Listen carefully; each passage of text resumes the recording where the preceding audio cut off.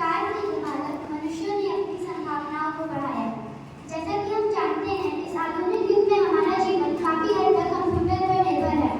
Computer के बिना जीवन के बारे में सोचना लगभग असंभव है, इसलिए कंप्यूटर को इंटेलिजेंट बनाना बहुत जरूरी है।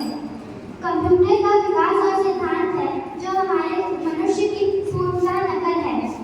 आर्टिफिशियल इंटेलिजेंस, इसने मशीनों को इतना काबिल बनाया कि वह स्वयं से सोच समझकर निर्णय ले सकते हैं। आर्टिफिशियल इंटेलिजेंस मशीनों को इतना काबिल बनाया है कि वह स्वयं से सोच समझकर सही निर्णय ले सके। और साथ ही उसका नाम कृत्रिम बुद्धिमत्ता रखा गया।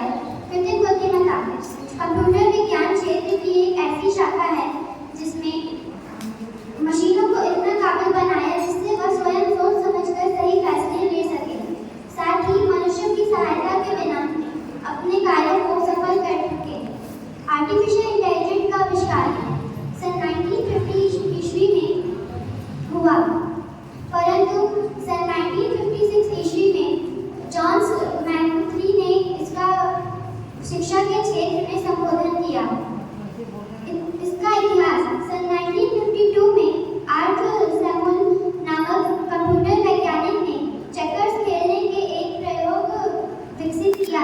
वैज्ञानिक किया जो इस खेल को स्वतंत्र रूप से सीखने वाला प्रयोग था। 1955 जॉन मैकथ्री ने